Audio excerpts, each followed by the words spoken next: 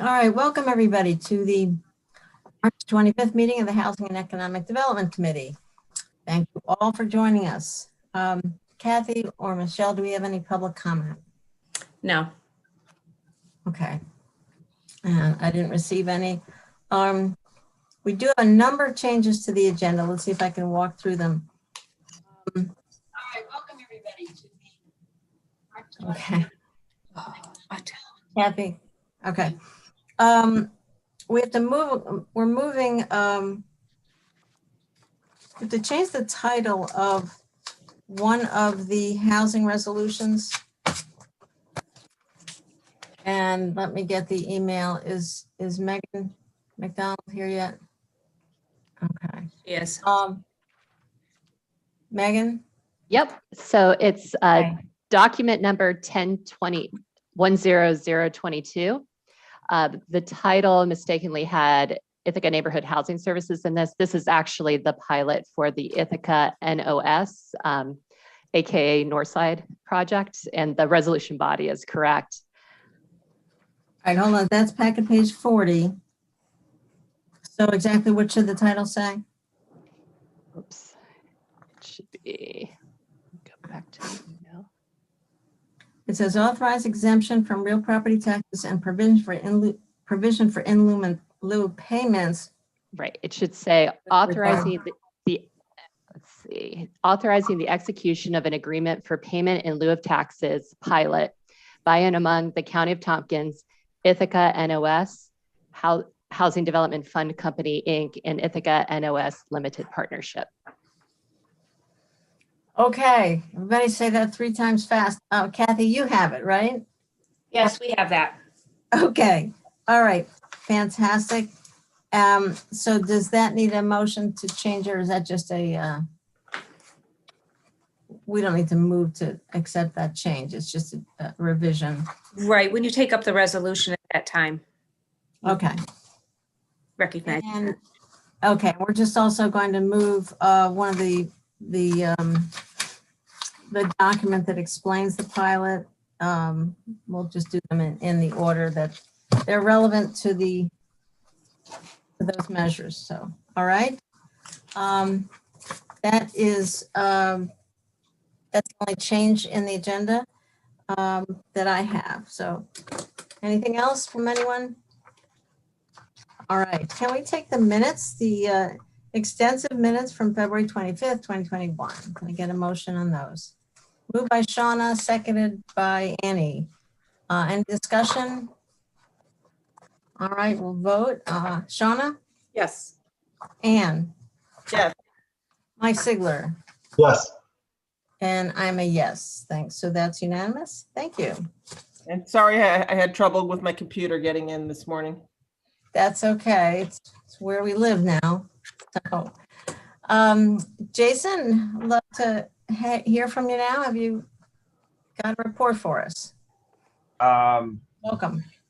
Thank you. Good morning, everyone. I think the only thing I report is that we had a meeting yesterday. Martha, you were part of, Deborah was a part of it, Heather McDaniels was, Leslin was, Katie was part of it as well. There's to talk about ARP funding and the economic development initiatives and local investments. It was a meeting triggered by Heather at AAD.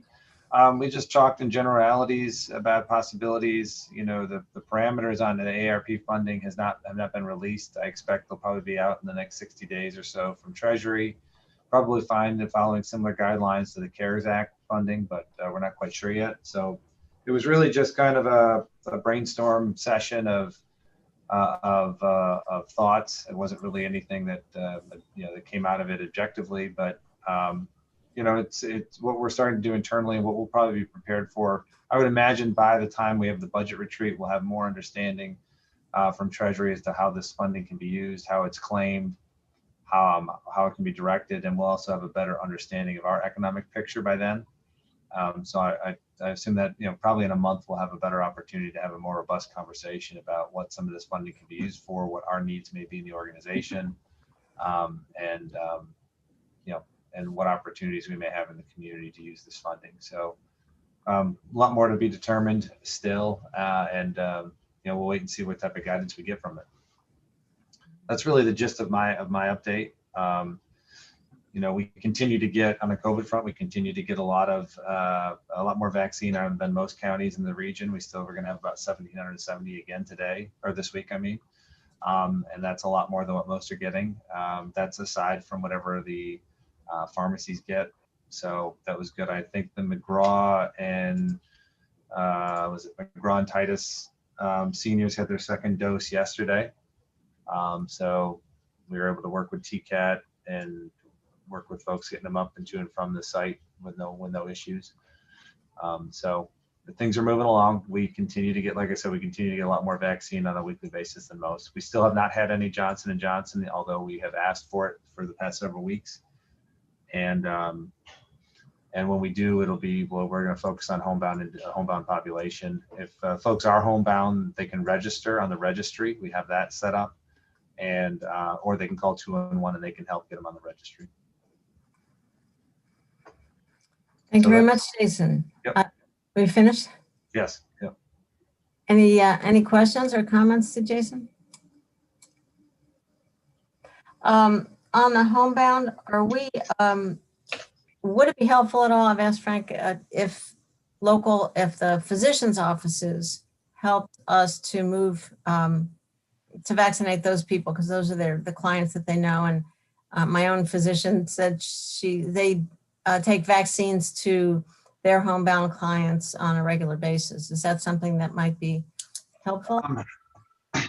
You know, I think one or two or three different physicians did get some vaccine this week or next week, and that's for them to be able to do if they can. I think it's difficult to coordinate it because they're homebound, so we have to go out to administer it.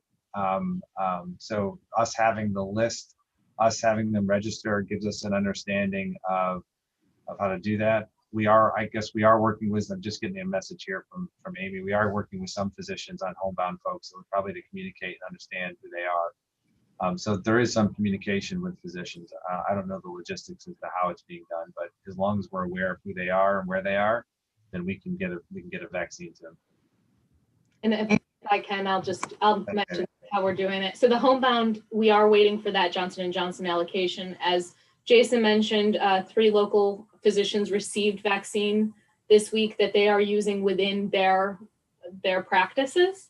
And I know one of them had posted on the listserv yesterday that people could register. So they're receiving that directly and will be operating similar to Kinney's or other places that have it. And then with the homebound, and Martha, your question about the physician, we actually have heard from physicians. And once we receive that, we're working on how that would work. Similar to what we're talking about with the migrant farm workers, is it'll be under the auspices of the health department. And in some cases, we may be able to coordinate with some physicians and have them go out to that population. We've also worked with VNS and some other services, and I can't remember, Finger Lakes Independence Center, to identify additional homebound that are already on the registry. So we're going to encourage people to keep using that registry, but we're also working out through all of our networks to make that happen. That sounds great. Terrific. Ann Koreman? Thank you. Jason, I wanted to say thank you for attending the City of Ithaca Reimagining meeting, Reimagining Public Safety meeting last night. Well, that was the main topic of it. And I know that was a 4-hour meeting. I stayed up and watched that.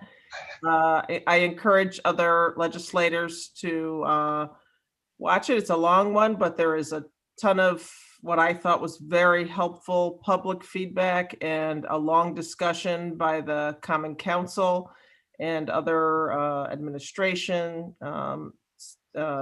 police department. So I really felt like they seemed to get somewhere where they hadn't been before. So I think, and they didn't make any decisions on their resolution. So, but you got somewhat of a sense of where they might be going. And so they're not having another meeting until after our meeting on the 30th. So I really encourage people to watch that. And yeah, so for the vaccine, what turns out one of the 3 physicians that got each got 100 doses this week was my physician. I had already signed up and got my first dose through the county, but my partner since it opened up to 50 and over, she was able to get in tomorrow morning at our local physician right here. So it's really nice to be able to work around her busy work schedule just to go like 2 miles down the road and get the vaccine tomorrow morning. So that's really helpful for people. So glad to hear that that's happening. Yeah, that's great. It seems the J&J vaccine with one shot especially will make it a lot easier to distribute that way. So looking forward to that. Sounds like things are really moving along. On the meeting yesterday with Heather McDaniel and Katie, it was really an important discussion. I mean, this is different than the CARES Act funding. It is, we're told, much more flexible, much more money.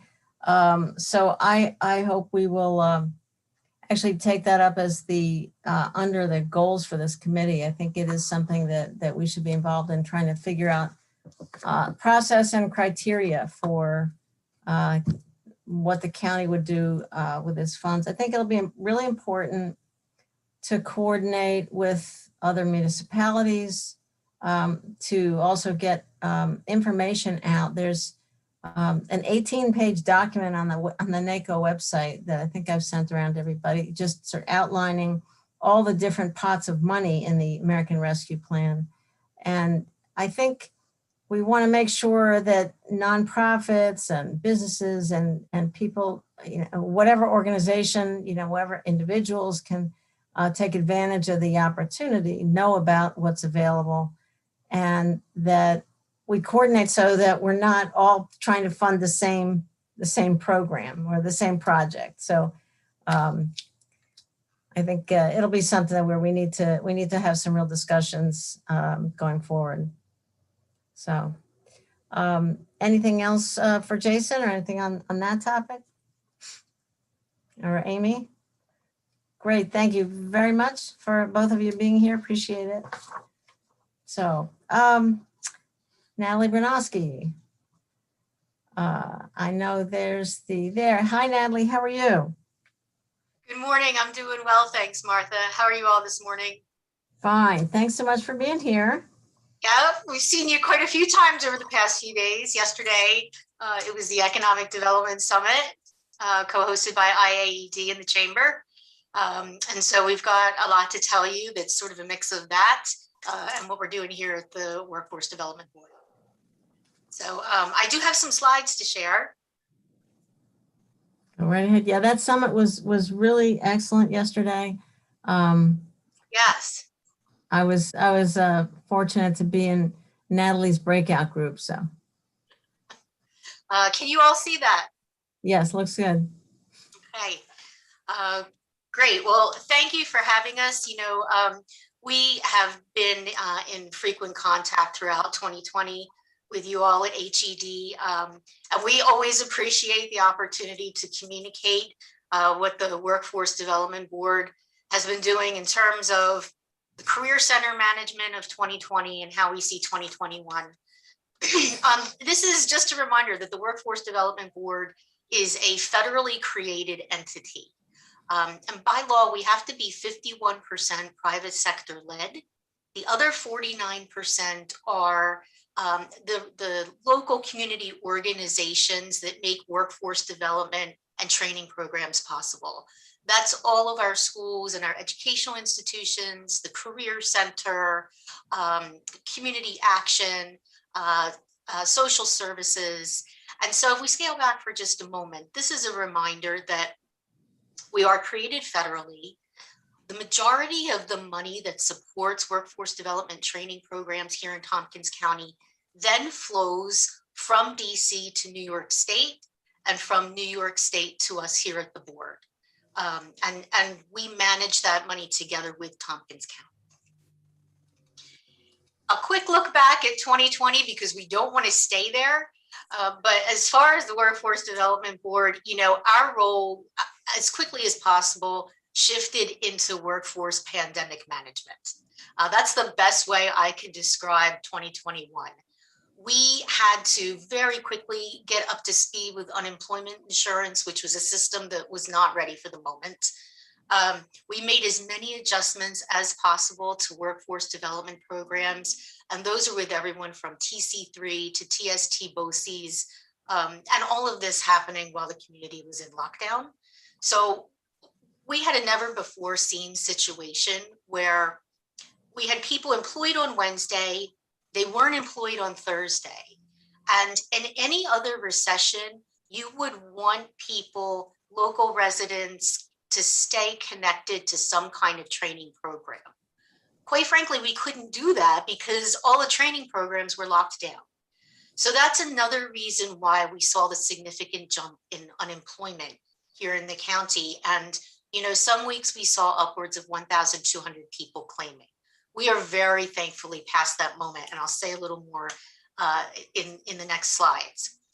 Going into 2021, we know that unemployment insurance is still going to be available. The American Rescue Plan confirmed that last week, and so I'll tell you what that's going to be about. We see ourselves still as a 26-member board in a role of advising on economic stabilization, on human resource issues. We also have some big ideas that we want to take on in terms of the green economy and climate jobs. And we really want to start progressively measuring race, equity, and inclusion in training programs and in employment placement and advancement. We've got a research, we've just completed research on that, and we're developing an action plan to take us forward. One more memory from 2020, and then I'll move into the future. We very quickly, in the second week of lockdown, we developed a local jobs board called the Tompkins Workforce Redirect. And what we tried to do is get the message out to as many newly unemployed people as possible that we actually did have job availability here in the county. And that was happening in March, April, May, June. We listed jobs for contact tracers, for manufacturing, which continued. We listed jobs for grocery stores and food delivery. And while they weren't everyone's traditional jobs or the jobs that they wanted, we can show some evidence that people were redirected and took up those opportunities where they could. Excuse me, here's our story about unemployment. So this is a chart that is published every week by the New York State Department of Labor. This is the one that Henry asks me about all the time. And this shows the progress, or excuse me, the change in unemployment insurance claims. These are initial claims, people who've claimed unemployment for the first time ever. And as you can see, our region is still in the dark red. So that's the change between March 13th this year and March 13th last year. What that means is that although our unemployment rate is lower, there's still a lot of upheaval in the economy, and we really do want to pay attention to that. Here's another way to look at where we are. The Ithaca MSA is the Ithaca Metropolitan Statistical Area, which is essentially Tompkins County. In January 2020, our unemployment rate is 3.7%, and today we're at 5.3%. This shows a bit of a better story if you look at Tompkins County in white. That means our rate is less than 6%, and compared to other counties in the state, we are doing well. Let me tell you about the real numbers. So in January 2020, with a 3.7% unemployment rate, we had 39 people making initial unemployment claims. Today, January 2021, at 5.3% unemployment, we have 160 people making initial claims a week. That's still a lot. And we're still trying to understand what's happening there. Now that 160 has fluctuated a bit, and that's not going to show up in the monthly numbers. That's a weekly number. We think some of that may still be a result of the furloughs and layoffs at Ithaca College. And the other explanation is that there's just still a lot of upheaval. there's still a lot of employers having to make decisions and business adjustments. And we can very clearly see that in the numbers in our county. More to tell you about unemployment insurance from the American Rescue Plan. The package that was signed by the president will extend the $300 weekly unemployment benefit through September, through Labor Day. This was a trade-off. This was originally intended by Congress to be a $400 weekly unemployment benefit. The trade-off is the tax waiver that I've listed here. So on the first $10,000 of UI benefits for individuals and the first $20,000 for married couples, the taxes on that unemployment insurance payment are waived. So we want to make sure that that message gets out to everybody in the county, especially at this moment in time as everybody's doing their taxes. The other thing that we want to let you know about is that the CARES Act programs, and those were sort of supplemental unemployment insurance programs that were made available to people who aren't traditionally eligible, those gig workers, contracted workers, restaurant workers. Those two have been extended. For how long, I think remains a question. We haven't received information from the New York State Department of Labor on how long those benefits are going to be available. That will depend on whether New York State continues to be categorized as a high unemployment state. So there's a little bit of decision making to be made there. But we want to make sure that this message gets out to everyone. We know that Tompkins County residents are still having challenges with unemployment, and we want to make sure you call us so that we can guide you through the steps. Some people may be receiving letters saying that they're eligible to claim and they have never made a claim. We know that this is happening. We're telling people that they are not alone. This is the case throughout New York State. And you are not to respond to those letters. Call us, please. This is the number. We want to encourage people to stay on the line. There is a message. We want you to wait to hear the entire message. Please leave your name and phone number and why you're calling when you're prompted for the recording, and we'll get you a call back within 24 hours. Okay, so that's the number there, 607. Oh, excuse me, it's 7570. I'll make the amendment there. I'm sorry, that's the wrong number. Is that what you're saying? I'm just checking if that's Oh, 274 okay. or 272. Let me get through this and I'll check for you. All right, now we get to Shauna. Shauna, is that right? Yeah, I actually had just a comment on people receiving the letters. I actually received one a few weeks ago stating that I had applied for unemployment and it listed my salary and my social security number. And I actually sent a copy to Ruby and Jason and said, I have not filed for unemployment. And it appears that there is some fraudulent behavior going on. And there is a link to go to report that your identity might have been stolen and people are filing unemployment on your behalf. Yeah. So I did want to make people aware that this is happening, and I think it is pretty widespread in the county. Yes, a lot of people are receiving those letters. We're getting calls here at the Workforce Board and at the Career Center. We've also heard that there's some frustration with the state link. And so we just want to encourage people to call us, and I can confirm that that is the correct number. Okay, good. Double checking, yes. My apologies for that, 607-272-7570. So are you saying people should not try the state link, or is that, can they try the state link? You can try, Okay. but I understand that there have been so many of these incidences that that link can be quite crowded and difficult to access. So Okay. if you can't, please call us here. We have Department of Labor staff on site at the Career Center downtown at Ithaca Commons, and they can help you. Okay, that's good news. That's good to hear. Thanks, Anna. Scary. Yes.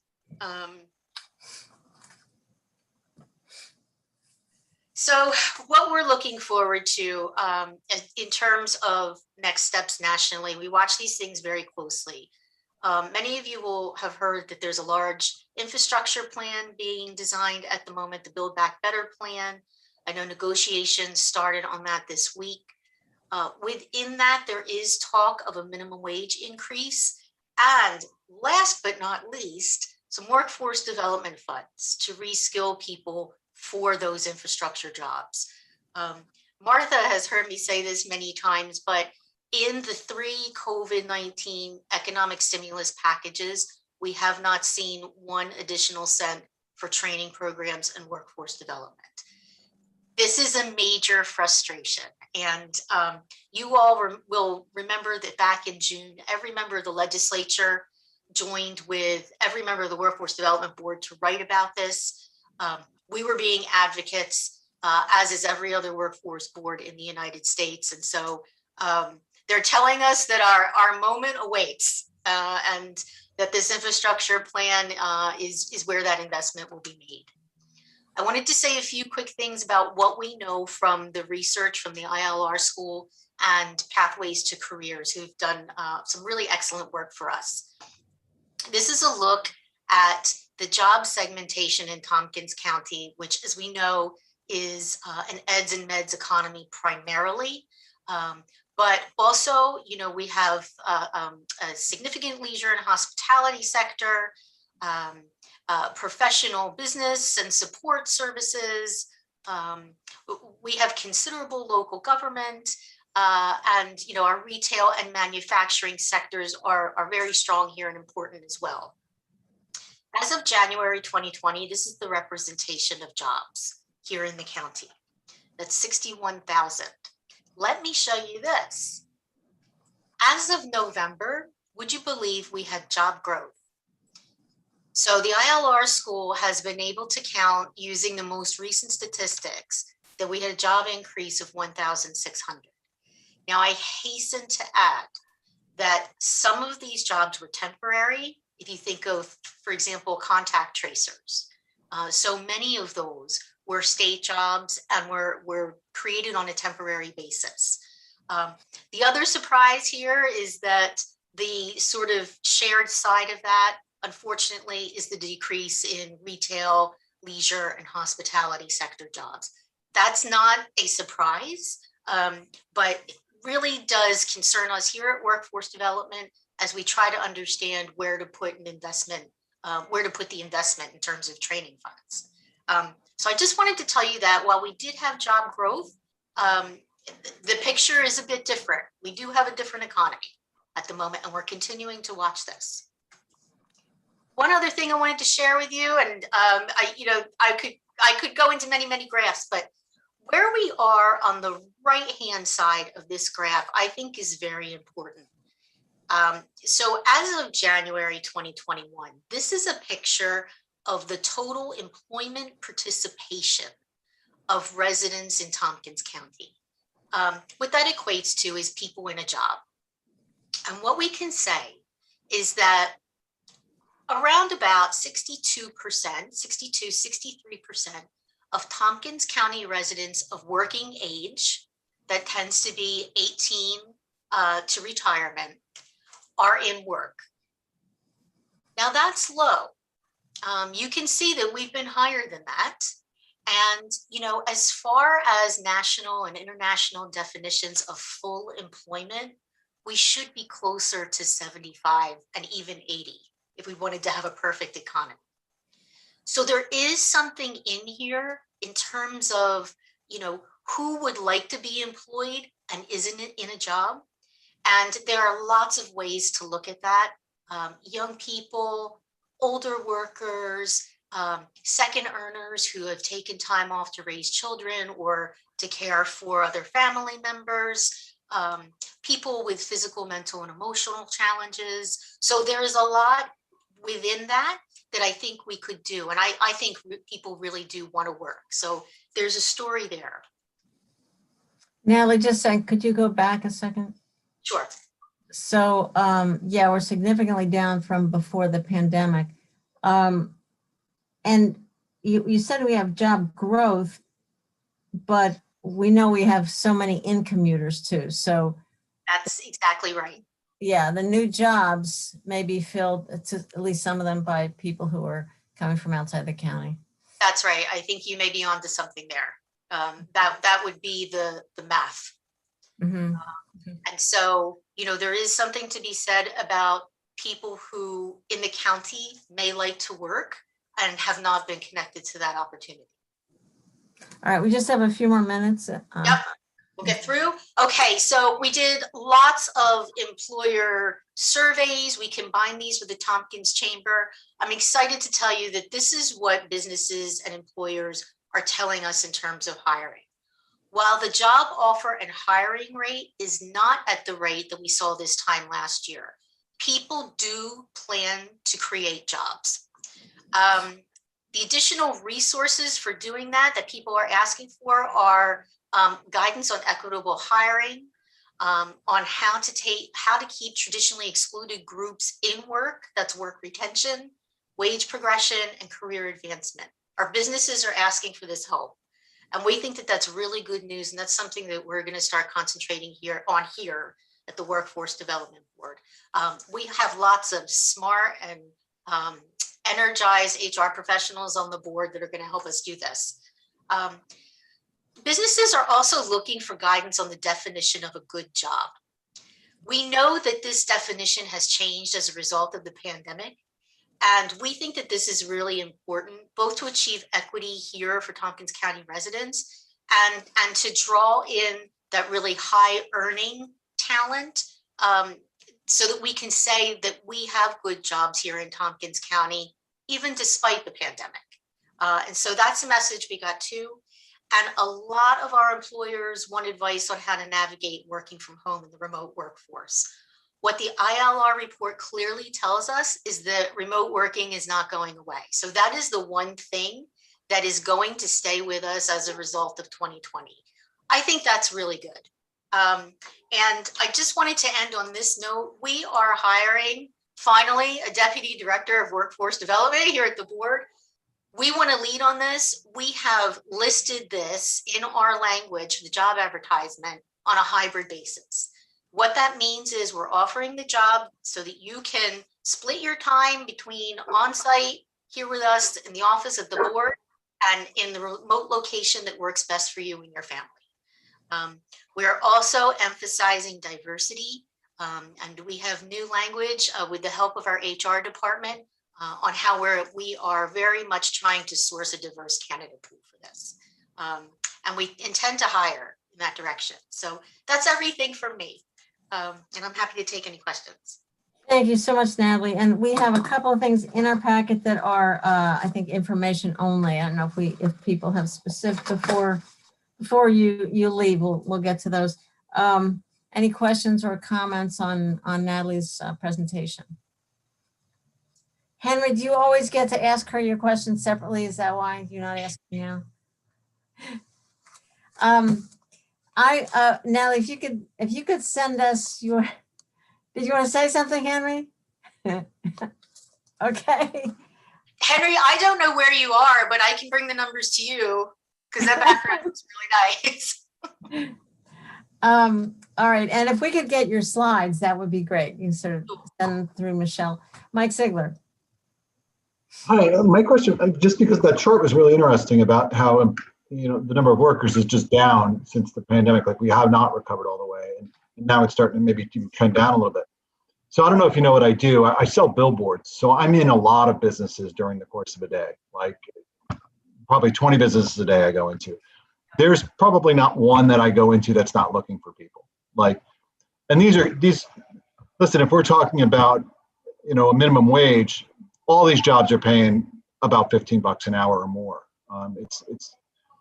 It's just, they just can't find the people. So I'm wondering if it's not so much a jobs issue as it is, these people have moved away, or they don't exist anymore. Because these aren't even really high skilled things. These aren't like plumbers, which you always need a plumber, or a roofer.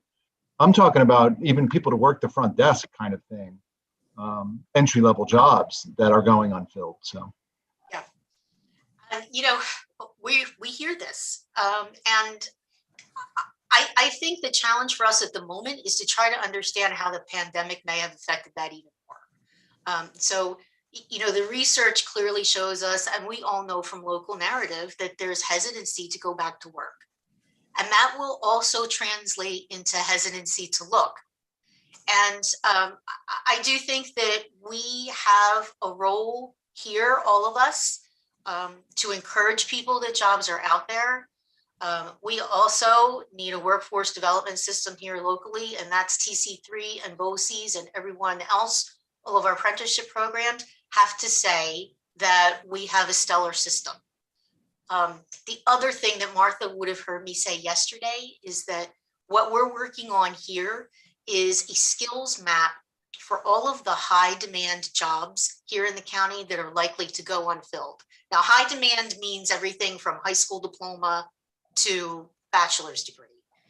But what we want to say is, if you go through certain steps that get you job ready and that get you prepared for work, you will get a guaranteed interview. That's one of the things that we're hoping will convince people that now's the time to go back to employment. And so, you know, I hear you, Mike. We recognize all of those things. And we're not going to fix every employer's challenge, but we're trying on those. Thanks, Natalie. Annie? Thanks, Martha. Natalie, thanks for your report. Always informative. And I really enjoy how you're always upbeat. I just have to mention again that I was concerned when you were first being hired that you were overskilled and might be bored with this job, but throwing in a pandemic seems to have, at least I feel like we're challenging you quite a bit, and you're certainly rising to the occasion, of course. So one question that I had, but I think you answered it, was about trying to figure out where we can, you know, we need to fit in to help people be ready to apply for and take the jobs that are available. And I think you answered that with your mapping. And but if there's anything else you want to say about that, because I know there's often soft skills that come up a lot that some people might need, and also linking with TC3. So anyway, I just don't know if there's anything else you could add about that. Yes, well, first I will say there's no chance of being bored here. The second thing that I will say is that, yes, so what we have asked the ILR school to produce for us is 15 skills maps. They are for the 15 top jobs in Tompkins County that are likely to grow over 21 and 22, and at the same time go unfilled. What we asked for was 5 of those skill maps to be for people with a high school diploma, 5 for people with a 2-year degree, and 5 for people with a 4-year degree. The idea is that we then take the maps. So let's just use HVAC management. So if we were to take that, we want to have an agreement on the skills maps, and we're going to be working with TC3 and the unions and those who are responsible for hiring to make sure that the certifications and the micro-credentials are reached and that that person is guaranteed an interview. That's a lot of work. We're starting that work on the manufacturing occupations with IAED, who have just hired a consultant, and that's going to be a considerable partnership exercise. So we've got 15 maps, and we're starting with 1. And really, this is rebuilding a workforce development system and reconnecting people to an interview. That's the whole purpose. That's the plan. Great. And I don't know if this is something you'll be working on, but I know the building trades union, especially as far as diverse candidates for their programs, they said that they have a lot of difficulty attracting diverse candidates. And I'm hearing anecdotally, so I can't confirm this for sure, but that one issue might be the the level of knowledge and skills you need to even to apply, or the skills for the test, the initial test taking to get into those programs? I don't know if you're working with them at all. We are starting to. So there's two things I can tell you on that. Our summer youth employment program is getting ready for the summer months, and that will launch in June. We've already connected, with the IBEW to have those conversations about construction jobs for young people. So Great. we're going to be introducing them to those kinds of job opportunities. There are limits to the tasks that actually young people can do. There's state law on that. So we're working through some of those issues now, but we're going to be able to introduce young people to that kind of work.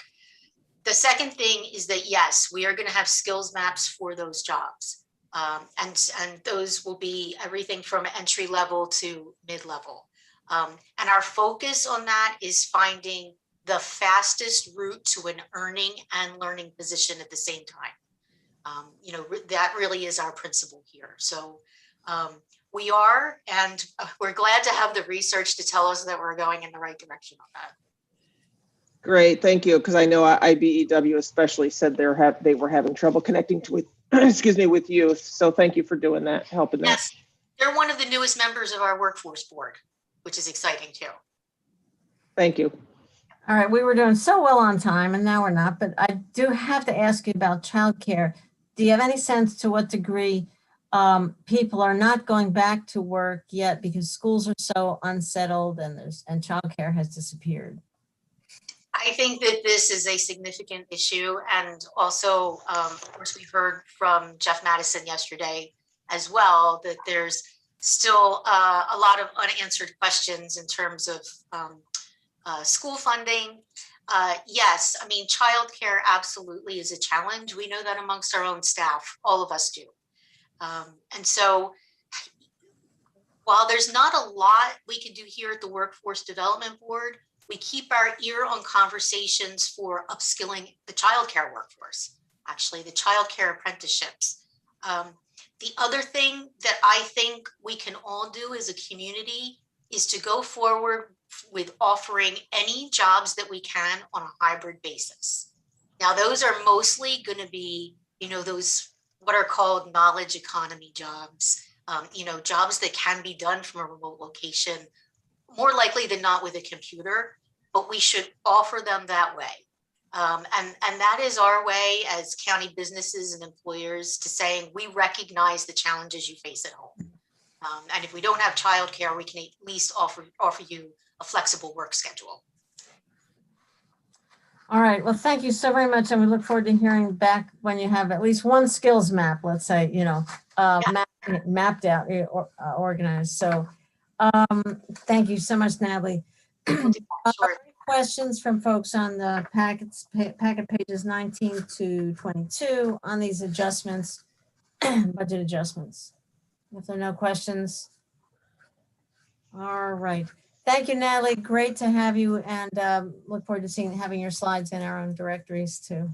Yep, I'll send those over to Kathy. Thanks, Thank you. All right. We're moving to planning and sustainability. And do we have, there's Katie. Hi, Katie, and hi, Megan. Good morning. Hello. You. Hi. So the only update from me, I've got two things. The first, just to let you know that we will be doing our first round of interviews for trying to fill the senior planner focused on housing and the senior planner focused on energy and sustainability next week.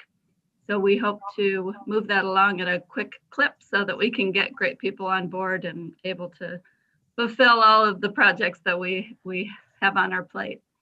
I also wanted just to let people know, in case it's not abundantly clear at this point, that Megan has been doing a tremendous amount of behind the scenes work with CDBG, both on behalf of our public health department and environmental health, trying to help. It's a very complicated program, and it's a lot for people who don't do it every day to learn. And it's been a lot for Megan to learn these other aspects of it. but the septic that you're going to be talking about later today, as well as the microenterprise program that the chamber's working on. So I just wanted to let people know she's been doing a lot of help behind the scenes on those things. And I think I will keep it short because I think we got a few resolutions on the agenda for you today from our department. We certainly do, and that is like, so I know what goes into all of those Community Housing Development Fund resolutions too. So, and David just left us, so that's all on Megan. Thank you very much, Katie. Are there any questions for Katie? Great to hear about the interviews. Did you say you had 19 for the, how many applicants did you have? We had 19 for the senior planner positions. Okay, great. All right, well, good luck. Thanks. On packet page 23, we have a note about the budget transfer from environmental health or to environmental health. We don't need to vote on that? No, that was a transfer that that Rick Snyder was comfortable making because of the time sensitive nature of the application, but wanted to make sure that you all were aware of it. Yes. Okay. Very good. And yeah, this is a really creative way to use to get things done here and to bring that money into the county. So thank you very much. Any questions about that transfer? All right. Good morning, Liz. How are you? I see that. Are you here just to answer questions? There's no action that we need to take on this CDB, on the health department CDBG grant, but did you want us to have any words on this? It's interesting it's a unique way of using this this program. Yes, we're quite excited and about this opportunity that planning made us aware of, and to use the money to hopefully fund sewage systems at eligible properties throughout the county. So I'm not sure whether they actually, Katie or Megan, like, does the committee approve the resolution? Yeah, I'm sorry. We do obviously have to take action. Oh, okay. Sorry. Everybody just went cross-eyed when I said that. I know. Packet page 25. I'm sorry. Nope. No. Glad we're on the same page now. My head's been spinning a little bit this morning. Yeah. No. Yeah. It usually has housing or economic development in my head, but Katie or Annie, did you say you wanted to? I was just going to move it. Okay, great. Second by Shauna. All right. Okay. Now we're back to this. Any questions about what's going on here about the grant application? I had a couple. Liz, you said that the resolution says that there was an online survey of households. Was there any other way of reaching out to folks that, to see who might be interested in, I mean, I know you pushed it out through municipal officials and some other ways, but was the application mostly online? Most of the responses have been online. We did deliver paper copies to certain locations, but I don't know that we've gotten a lot of responses that way. We have gotten a sufficient, our initial concern was getting enough responses to be able to have the required waiting list for the grant. And so that was our primary focus. And now we will be kind of like, we had an initial suggested or a deadline for responding to the survey, and we're kind of going to like reissue it and just like let people know that we are still taking applications, and and so we do want to try to reach others, but the main focus was through the online survey. Okay, you needed a certain level and you were able to exceed that level. That's great. Is the plan to provide the full cost of a septic system, or is it a sliding scale or partial, the family pays partial? We're proposing to cover the replacement, the full cost of the replacement. There's currently a state septic system replacement program grant that funds half of the cost of systems for properties on the lake. And that's been a real challenge to get people to apply for that. So yes, we are proposing the full cost of replacement. Can people put those two pots of money together? Like get half from the state's program and half from this? I'd have to look into that after we get this grant, I guess, to see whether, how those things can be, I'm not, yeah, I don't know about any restrictions yet. I haven't looked into the details. Okay, Shauna? Is there a way for us to communicate for, to the people that might be eligible that there's this grant available? Once we get the grant, there'll be more outreach on it, Okay, assuming we get the grant. we're wishful thinkers here.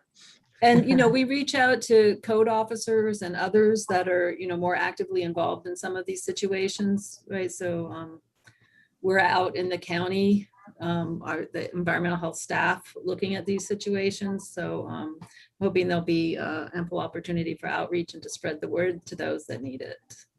We also have lists from assessment, right, on properties and stuff that we're looking at for how we might want to target things in the future. So I'm just wondering if you pay $15,000 for a system, you divide that into $1 million, you can do about 66 systems, but you already have 146 people.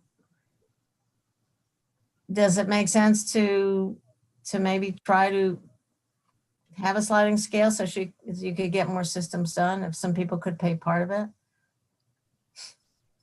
It wasn't this all came together very quickly. And it's a very complex grant application process. So we were just planning on doing it based on the full cost of the system and probably targeting more key areas or, you know, key parcels or looking at other factors, targeting people that way that would benefit the most from the receipt of these funds.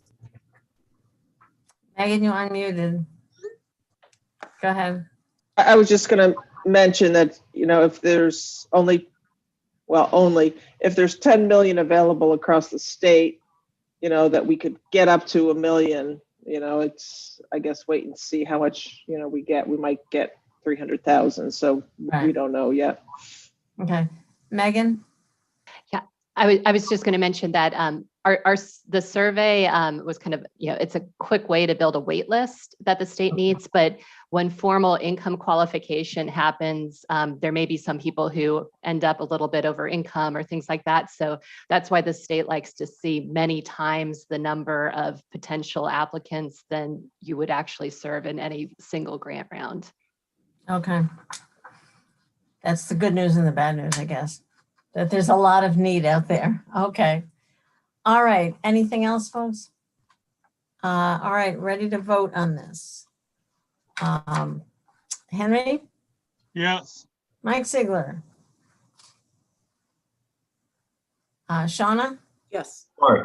Yes. Okay. Thanks, Mike. Annie? Yes. And I'm a yes. All right, that is unanimous. Thank you very much for this interdepartmental collaboration. It's great. Excellent way to leverage our resources. Thank you. Thanks, Liz. Have a good day. All right, Megan, you're up. I will start with, please pause, stop me if anything gets exceedingly confusing, because we have both pilot agreements and Community Housing Development Fund, CHDF awards for 2 projects today, and they have, with the Ithaca NOS name and INHS, it can be very confusing, and I think Jay and I both appreciate that. So please pause if anything gets confusing. But what I would ask is, you know, if we start with the neg deck resolution for the Northside Apartments, and one piece of clarification is, I think for the Housing Fund Award piece, we're referring to the Northside Apartments project. We had the Ithaca Housing Authority and its already existing nonprofit entity.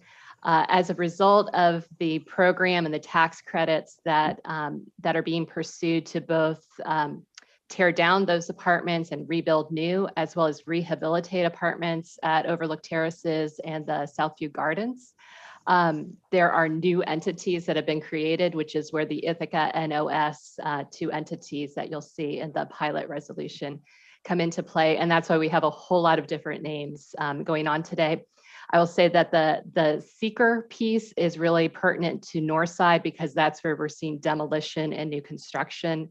The Overlook and Southview Gardens pieces are rehabilitation of existing structures. So I Okay. hope that makes sense. Yes, and Henry and Annie, I at least have heard about this through the Housing Fund Program Oversight Committee. So at least 3 of us, it's not completely new. So we have resolution document 10021 on page 27. Negative declaration for Northside Apartments project. Can I get a motion to put that on the table? Ann moves, Shauna seconds. So, hi Jay, how are you? Glad to have you here. Hey, glad to be here. So is there any question first on the neg deck? All right, let's take a vote. Shauna, Yes. Henry, Yes. Mike Sigler, Yes. Koreman, Yes. and I'm a yes, so that's unanimous. So that's 1. And Jay, do you want to, the next page in our packet is the, explains the pilot system. Megan, do you want to do this next? Where do you want to go next? And this is where that confusion, if we can move document 10021 here with the revised title, authorizing the execution of an agreement for payment in lieu of taxes pilot by and among the County of Tompkins, Ithaca NOS Housing Development Fund Company, Inc., and Ithaca NOS Limited Partnership. That would accompany the resolution or the memos from Jay and myself.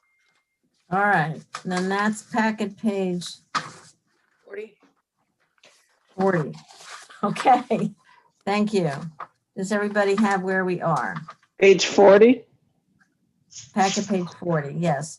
So this is where the title needs to be changed. Right, I did, just for the doc ID, I thought Megan said 10021, but I 22. misspoke. It's 22. Okay. Yes. All right, thank you. just want to make sure. Yeah, that's where I was kind of looking. Yeah, 2-1 we just passed. Okay. Okay, 2-2, packet page 40 right. is the pilot. Does everybody kind of understand what's going on here? Okay, Annie? I was just gonna, we want to move that one now? Sure, all right. Moving 10022, seconded by Shauna. All right, any questions? All right, Jay, I don't want to make this not worth your time, but we could move through these without, your memos were great. So, all right, if we can vote, then I'll take the vote. Shauna, Yes. Henry, Yes. Annie, Yes. Mike Sigler, and I'm a yes, so that is unanimous. All right, Megan, which one do you want us to go for next? So now if we get back into the order that's in your agenda for document ID 1027, this would authorize disbursement of county funds to the Community Housing Development Fund for the Northside Apartments Award. So whereas the pilot agreement covers all 3 properties, both Northside that's being reconstructed and the 2 properties being rehabilitated, this grant award is only for the Northside Apartments. Second page Okay. 32. Thank you, Annie. 10027. Authorization to disperse county funds to the Community Housing Development Fund for Northside Apartments. Somebody want to put it on the table? Shauna moves, seconded by Henry. Questions here? Shauna? In this resolution, it says that 82 new affordable units will replace 70. And I think in the prior resolution, it said 80 will replace 72. Let me double check. I think the discrepancy might come from the original application for the Housing Fund Award, maybe had earlier numbers than the pilot agreement. Let's see. Okay. The 82 number is what was in the housing fund application. So that's why we're looking at that on packet page 32. Mhm. Does it matter? Sometimes, often projects will change from when there's an application through the rest of it as designs change, et cetera. Does it matter to have the specific number? I'm Megan? just wondering, because we're netting 12 in this, and in the prior one, we were only netting 8. Yeah, I'm not sure if Jay received kind of a different project description perhaps than we did I'm in the looking housing fund through application. all Okay, of the old emails just to see which number is the correct one. okay. And we could correct them at the full legislature if we don't do it here today. I think it would definitely matter to the housing fund to go from 12 to 8. So that's a really good catch, Shauna.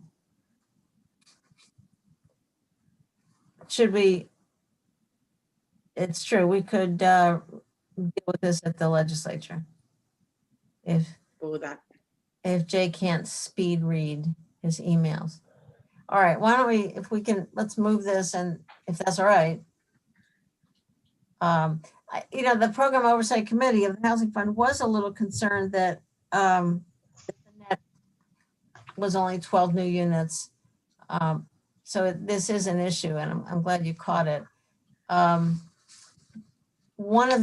we do have a lot of work on through the Housing Fund for rehabbing apartments. So in a sense, it's, so it's a rehab of 70 units to preserve quality, to improve quality and safety for affordable units. So even though it's a large award, it is important to keep the quality up in our housing stock. So, all right, tell you what, why don't we go ahead and vote on it? If that's right, Megan? Great. Okay, we'll vote on it and we'll look for an update. Thank you for looking, Jay. All right, let's go with Shauna. Yes. Henry, Yes. Mike Sigler, Yes. Annie, Yes. and I'm a yes, so that's unanimous. Thank you. Is that that's everything to do with the Ithaca Housing Authority first project? Okay. So the next one is about Ithaca Neighborhood Housing Services. So just because this meeting will be simple for you, although the Community Housing Development Fund Award, the scattered sites includes, they're all for sale homes. They include some of the for sale homes at what many of us call Immaculate Conception, but it's Founder's Way, as well as other houses in both the city and Freeville. I will say that this award is different on a level than the pilot agreement you're going to see, because the pilot agreement covers the rental. This is all for sale that you're covering here. And we did also work with Jonathan to make sure seeker, normally segmentation is not a good thing in seeker, but to make sure that we were clear that because these are different, these houses are in completely different places, we weren't triggering a higher level of review there as well. Okay, so Jonathan has blessed it. Okay, so we're on packet page 36. Is that right? Yes. All right, document ID 10026, authorization to disperse county funds to the Community Housing Development Fund for Ithaca Neighborhood Housing Services, Community Housing Trust, Ithaca Freeville Scattered Sites Project. Does somebody want to move that? Moved by Annie, seconded by Shauna. All right, questions here? All right, then. Ready? I just wanted to comment real quick. I'm always happy to see, especially for sale, affordable units. I know it's a challenge to get those in the community. So I really appreciate the work that the county and INHS, primarily INHS, does on that. Thank you. Yeah, it's very important. And as you know, the large low-income tax credits are not allowed to go for sale housing. So this is important. All right, let's take a vote on this. Henry, Yes. Mike Sigler, Yes. Shauna, Yes. Annie, Yes. and I'm a yes. So I see in the chat 82 units in the reconstructed north side. Okay, great. So we'll make the resolutions conform with each other then before we get to the legislature. The last one then is the pilot agreement for INHS, page 42. Can I get a motion for that one? Moved by Annie, seconded by Shauna, authorizing the execution of a revised agreement for payment in lieu of taxes by and among the County of Tompkins and Ithaca Neighborhood Housing Services. So any questions here? All right, let's take a vote. Shauna, Yes. Henry, Yes. Mike Sigler, Yes. Annie, Yes. and I'm a yes, so that's unanimous. Did we do everything, Megan? You all were amazing. I wish you had been here when we were drafting everything. You made it look much simpler. We're very agreeable today. Agreeable. Your memos are great. You know, when we read, we learn. So, all right. Anything else from Katie or Megan? We really appreciate your being here. Anything? No, just kudos to Megan and Jay for slogging through all of that. Yeah, it's a big deal. I really, really appreciate it. Thank you so much, Jay.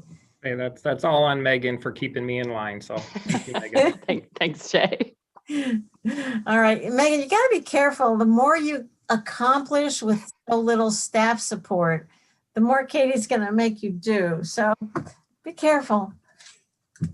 All right, thanks very much. Heather McDaniel has been waiting in the wings. Hello, Heather. You are there. Hi, Heather. Good morning. Hi, how are you?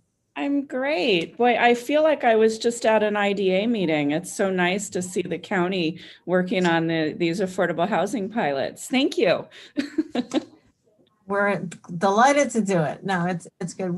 It's really excited to see so much sort of development moving along, and sometimes things get stuck and then they all move all of a sudden, and so this feels great. So you have a report, and we were you and I corresponded last night about the economic development strategy, and we're going to talk about that next month. But go ahead, Heather. And I want to just first compliment you on the meeting yesterday, the economic summit. It was really, it was really great. It was like another virtual meeting, but it really worked. Jennifer and Heather both gave overviews, the sort of annual report kind of to the community from the last year. And there's a lot to report, a lot of good news. And then the breakout sessions really worked. And I was with Professor Vicki Bogan from Cornell talking about the wealth gap. Why does the racial wealth gap persist, and why does it exist, and why does it persist? And it was a really important session, and I'm really glad that you brought her to the public. She was great. So. Well, thank you. For those of you that were able to attend the Economic Summit, the Chamber of Commerce and I annually do put on this event, and Cornell stepped up in a big way this year and really helped us do it virtually. I think, it was great to have their assistance, and I've been doing a lot of reading myself in preparation for some leadership meetings at the international level on the wealth gap and inequality. And it was just really great to see that, the big hot topics are really being addressed and presented on locally as well. So, we're really in step with the times and what's going on. This is Ithaca. We're a progressive here, right? You do have my report from IAED in your agenda packet. I'm happy to take questions on that. I just wanted to highlight, one project that we're really moving forward right now. We did put out an RFP for the Advanced Manufacturing Entry-Level Training Program. We've decided to contract with NIATEP, which is the Workforce Systems State Association. They do consulting. We've got 2 phenomenal consultants. So we're working on the scope and the contract right now. The client committee for that project is going to be two people from TC3, Natalie from the Workforce Development Board, and Kurt Anderson and myself from my team. We'll be working directly with the consultants. The goal really is to engage stakeholders, employers, training providers, and the workforce system to really identify needs, identify existing resources and gaps, to getting unskilled folks, unemployed folks into that labor market. Really, an entry-level advanced manufacturing job is a pipeline into a long-term career opportunity. And then the final part of that project will be actually rolling up our sleeves and designing a program, identifying all the curriculum that's necessary, who the partners are, where it's going to be, and of course the budget and how we're going to fund it. So it's a 6 to 8 month project, and I'm really excited to be getting it off the ground. Next month, we will be talking more about the economic recovery strategy. Our plan at IAED, we are working with our stakeholders, just like we did with the countywide economic development strategy.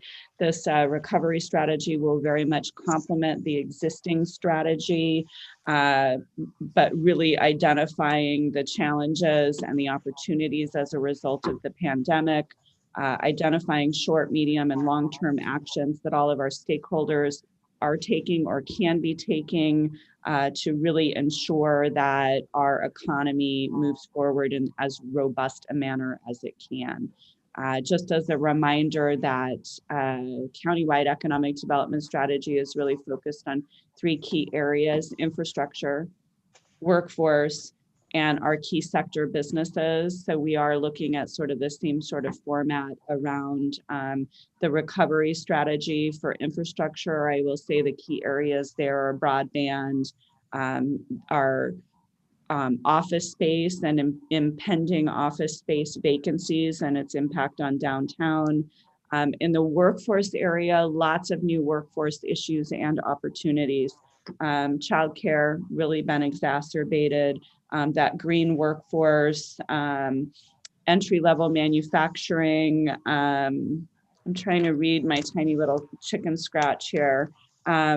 Maybe attracting some of those remote workers or supporting remote workers that are already here. And then also all the diversity and inclusion work. Key sectors generally in economic development, you're going to focus on those wealth generating sectors, those that create products or services that are sold outside the community, often nationally and globally. But what we've really realized from the pandemic is that our local services, the retail, restaurant, service businesses, some of the hospitality industry folks, culture, arts and culture organizations have been so severely impacted that we'd like to raise some awareness and some level of support for those organizations as the economy comes back. So we'll talk more about that next month, and I'm looking forward to that. Any questions?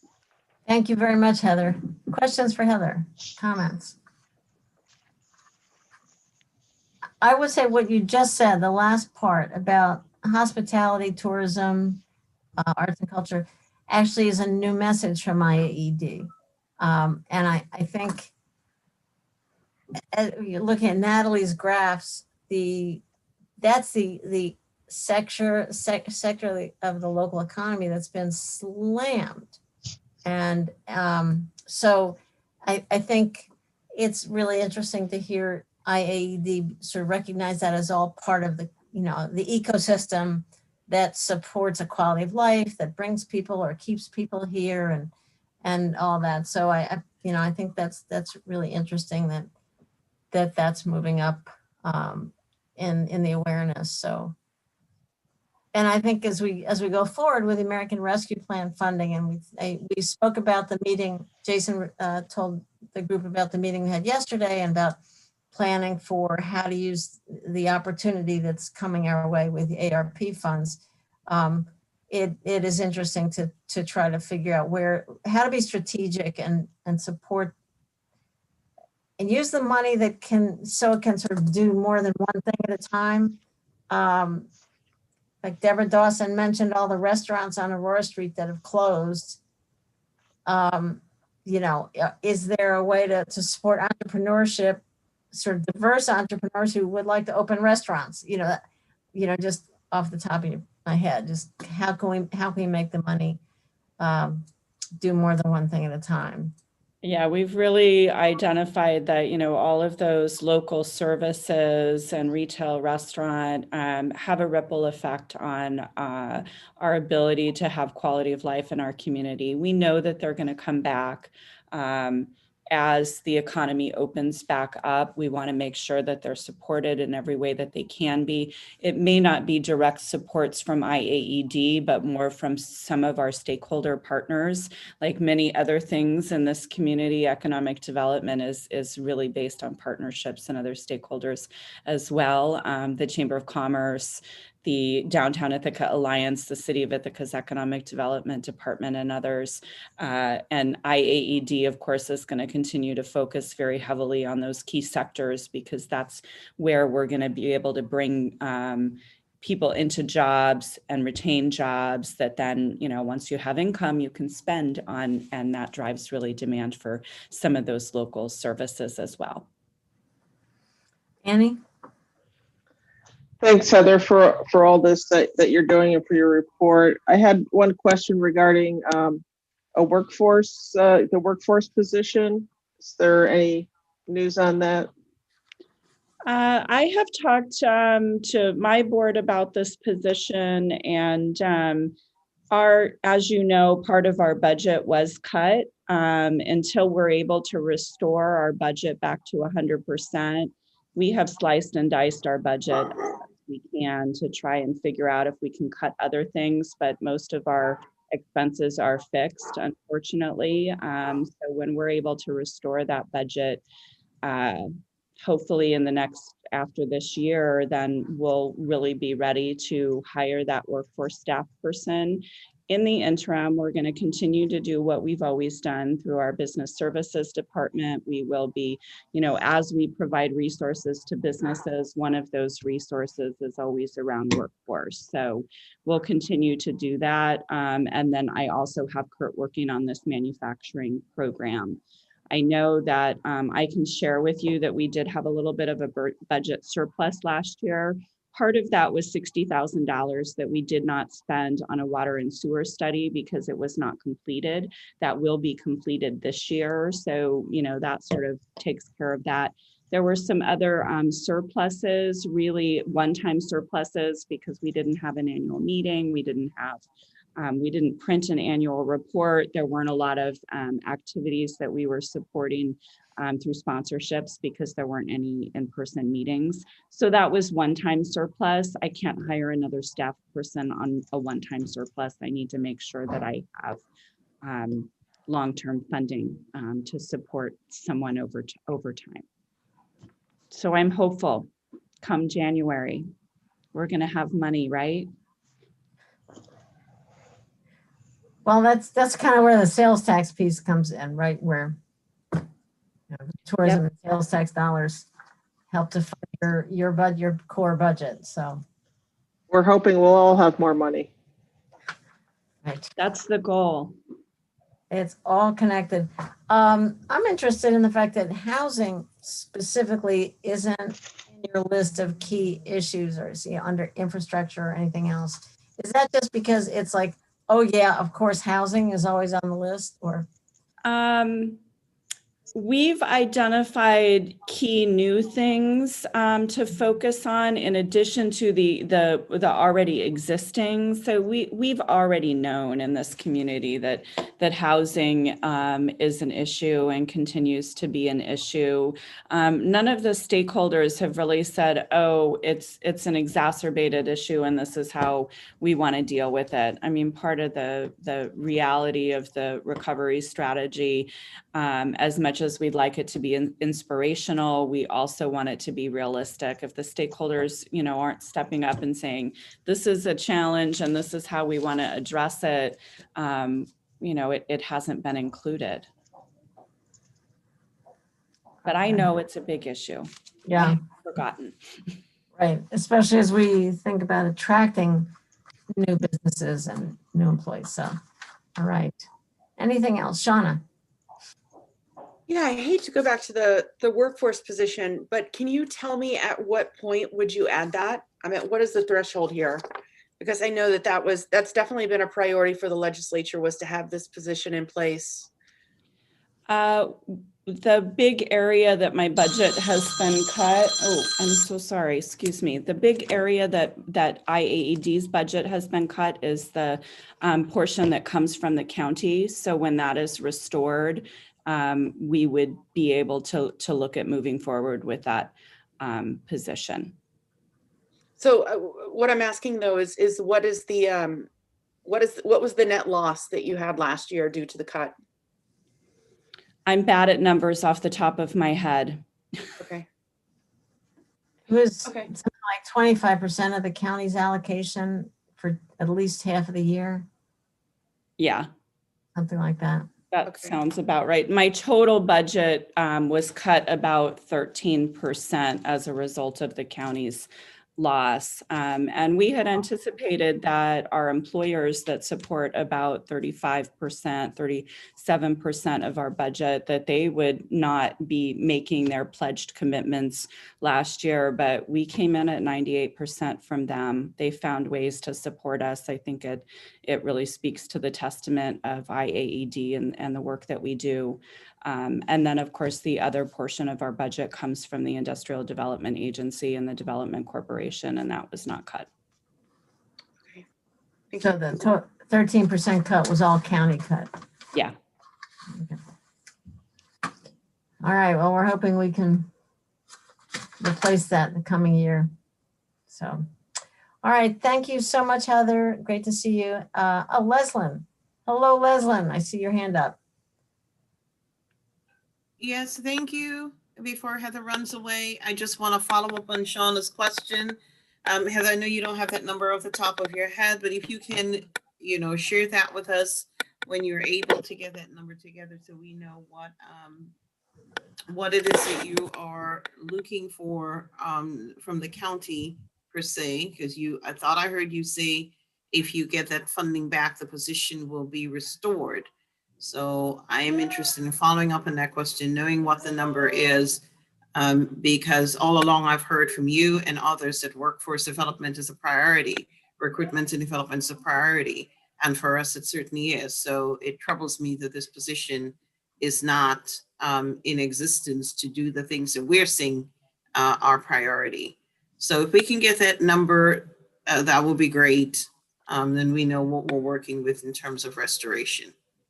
Thanks. Yes, and I will absolutely do that. I will remind the county that we had a 5-year investment or support agreement, and that number went up 2% each year. I would be happy to provide what it should be this year, what it actually is, and what it should be next year.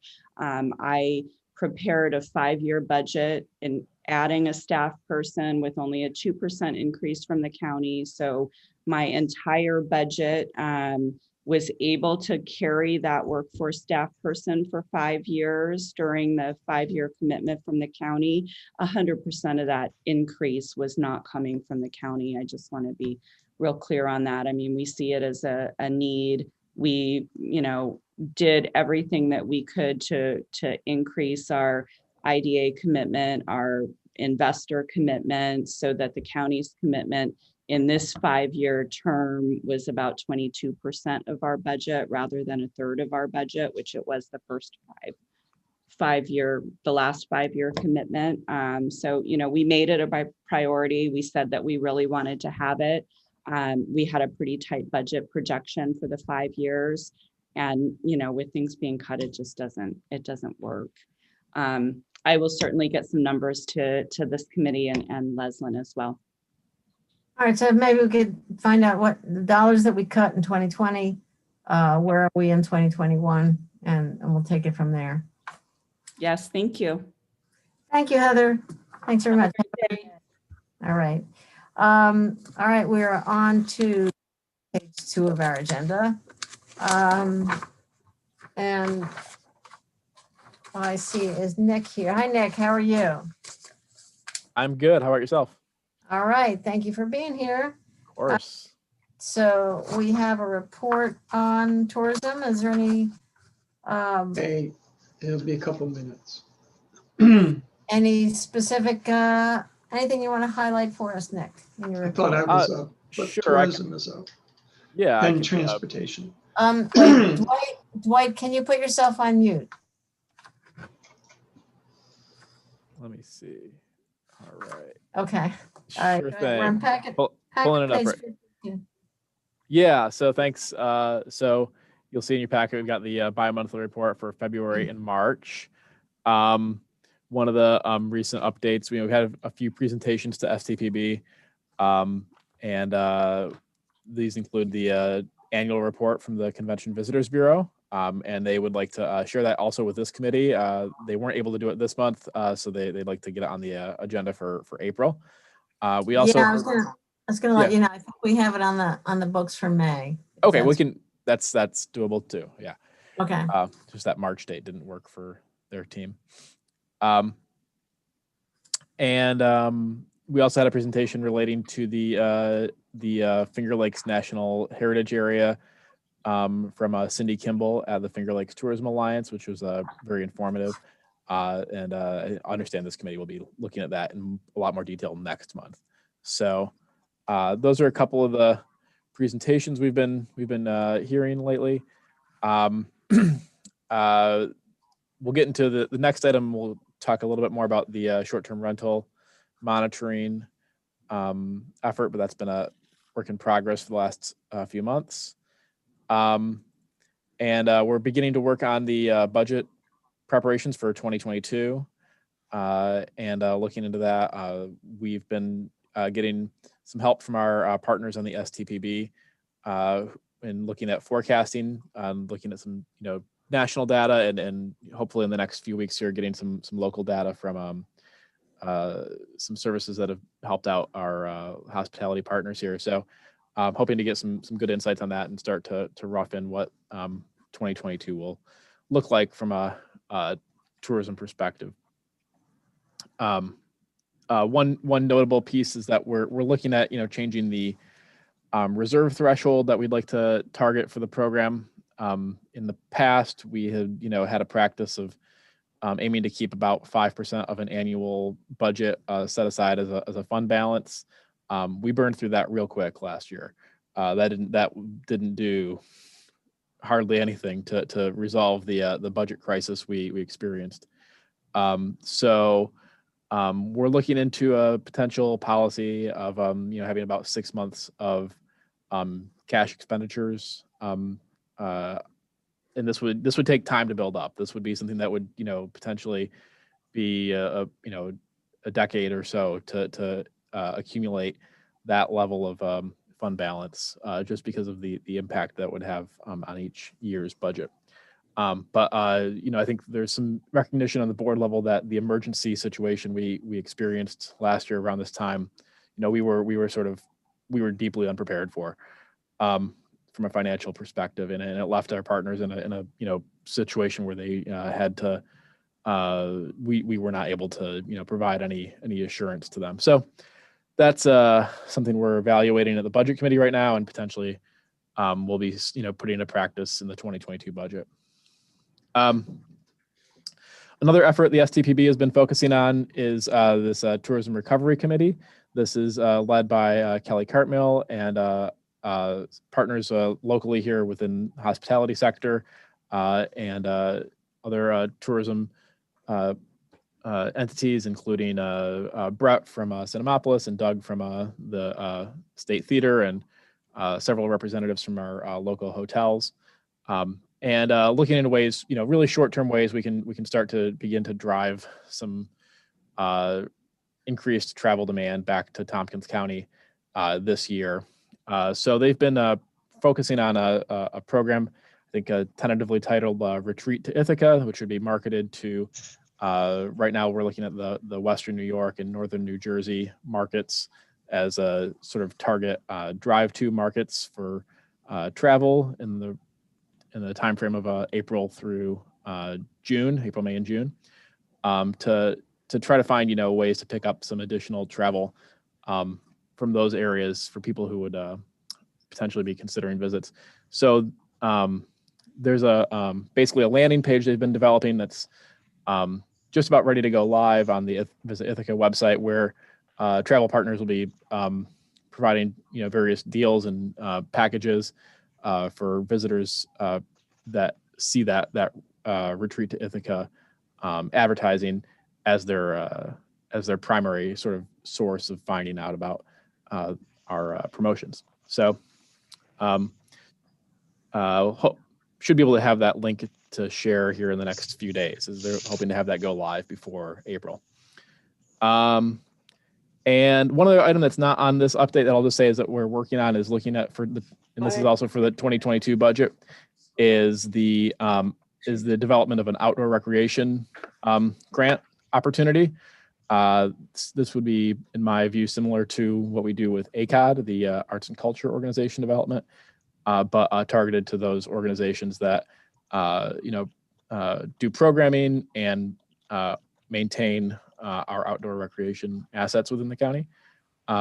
So we're looking into developing that and putting that into a new effort starting next year. Those are the primary things I think we've been working on, and happy to answer any questions. Thank you very much, Nick. That's a lot of interesting and new energy. That's terrific. Appreciate it. Anybody have questions or comments? I assume that the marketing push will include how you can safely retreat to Ithaca.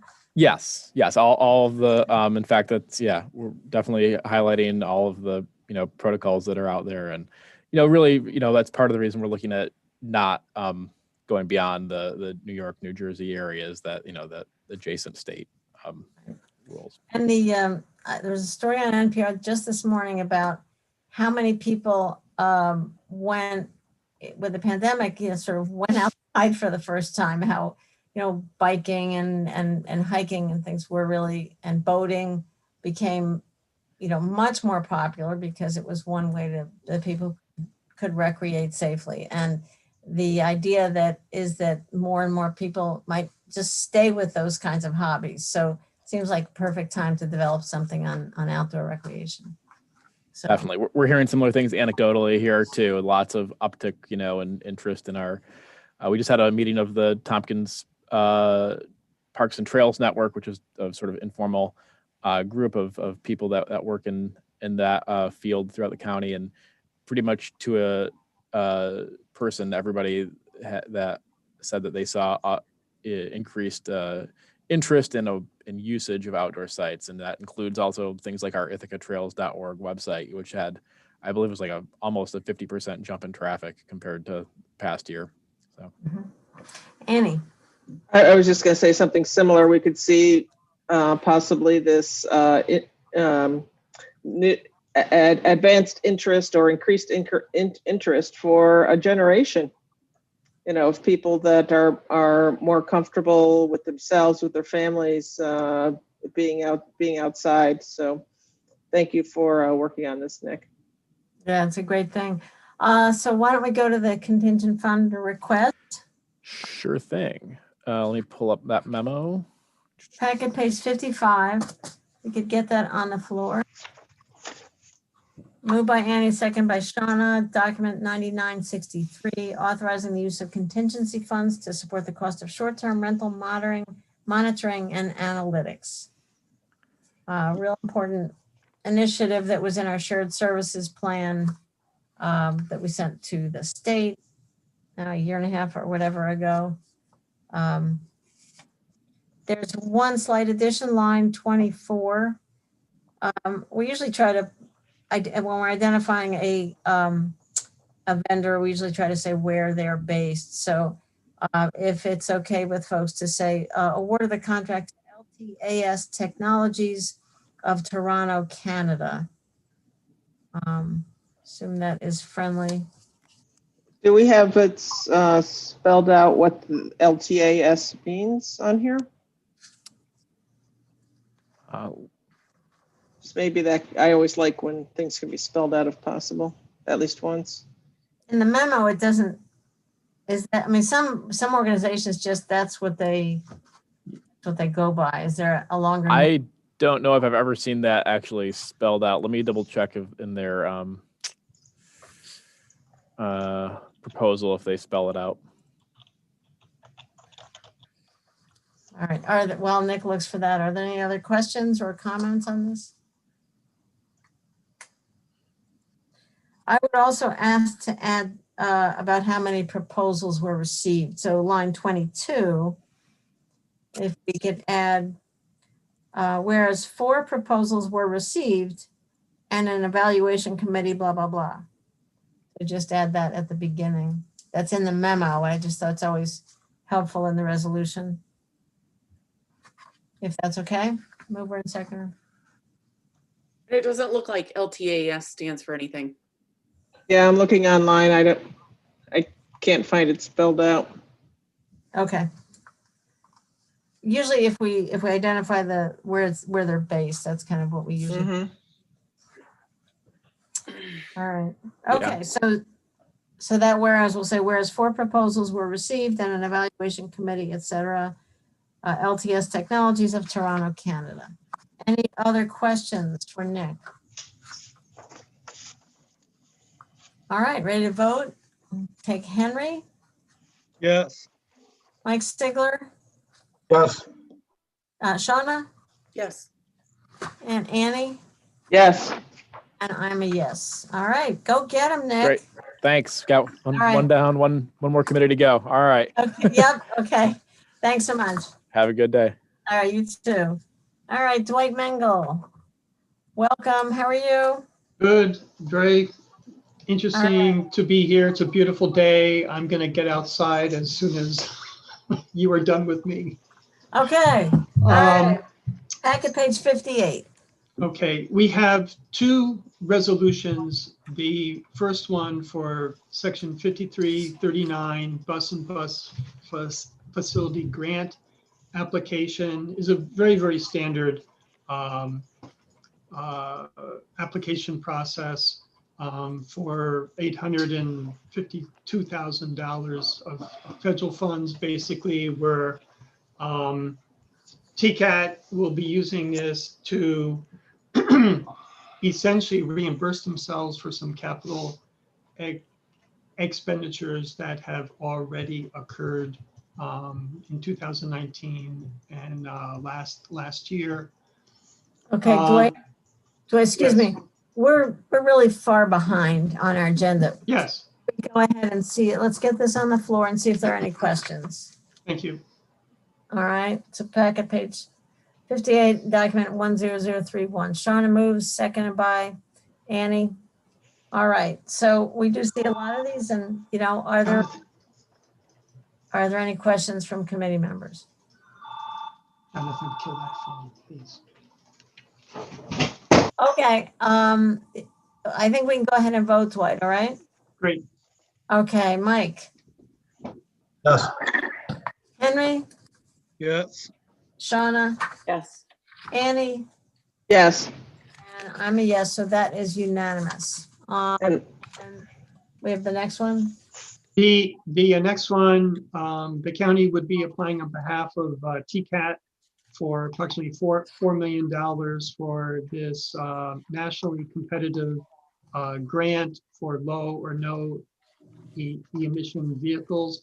And I would just say that Matt Yarrow is on the is in the meeting, and he could answer any questions that you have.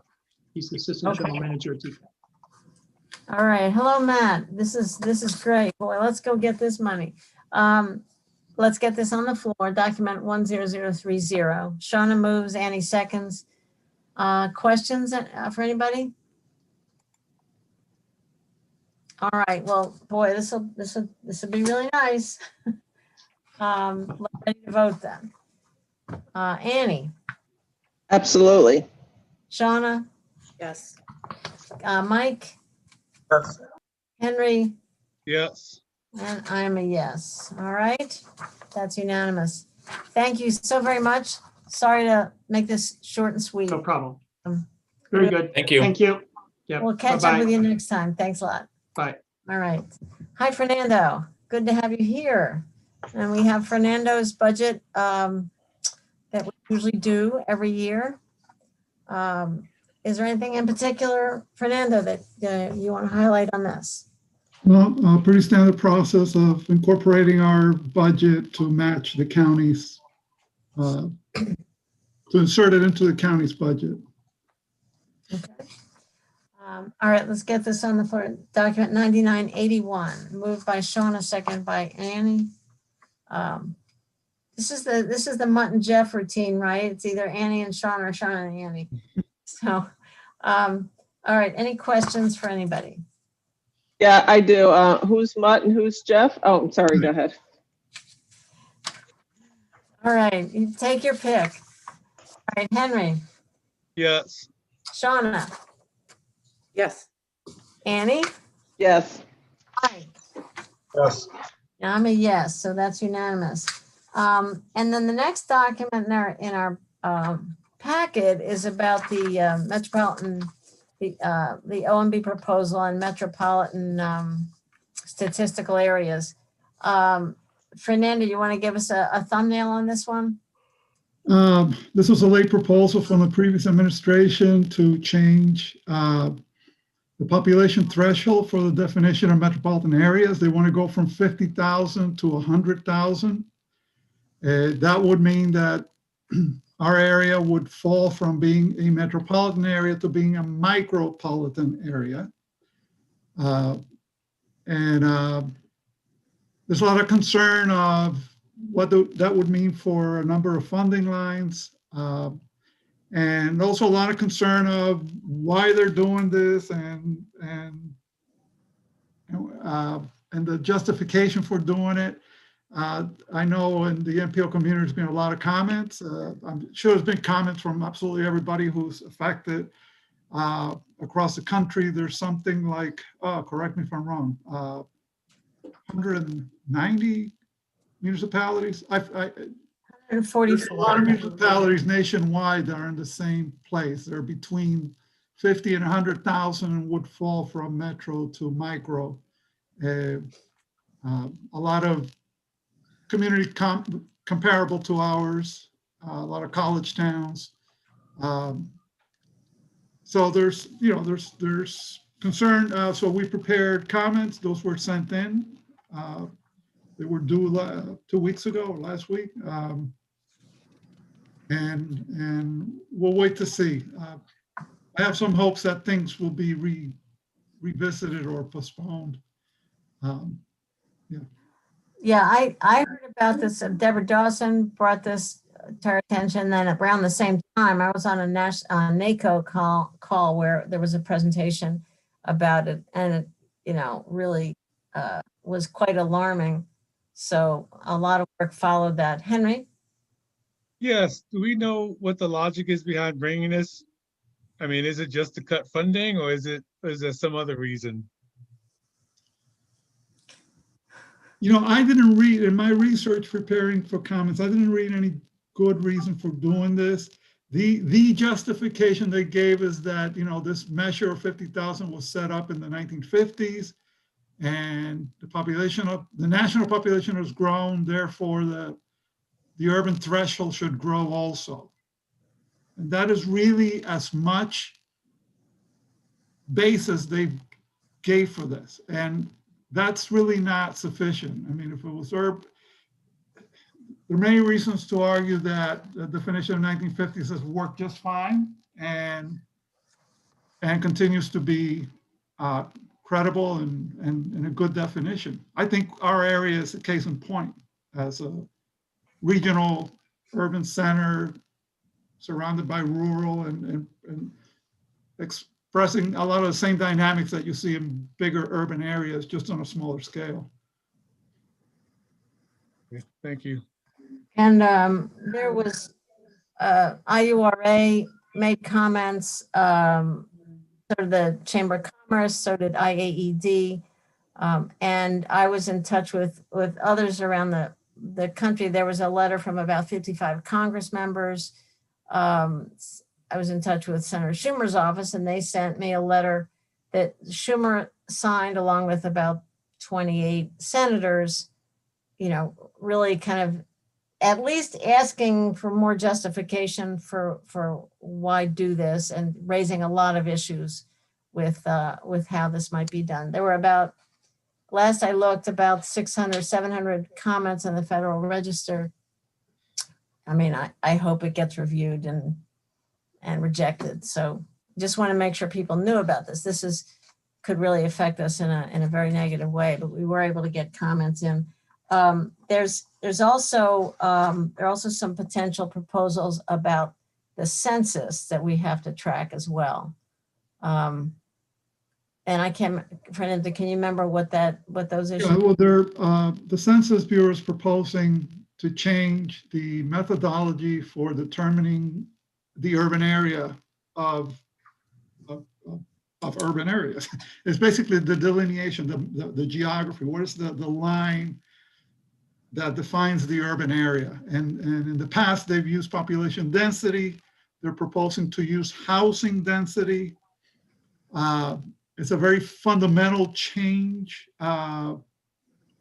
It's very unclear how it would affect urban area lines. Would that make us smaller? Would it make us bigger?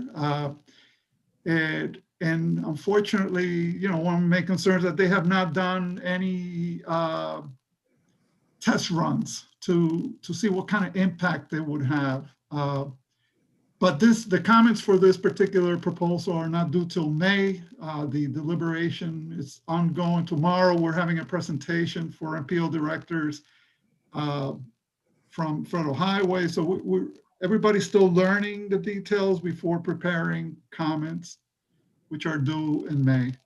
But there's a concern that they're doing all these things, particularly using a census that was impacted by the pandemic.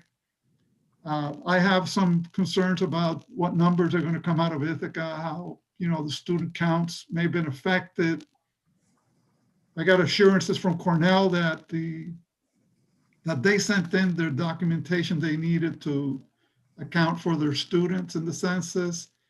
However, you know, we have a history of seeing strange things happen with the census counts.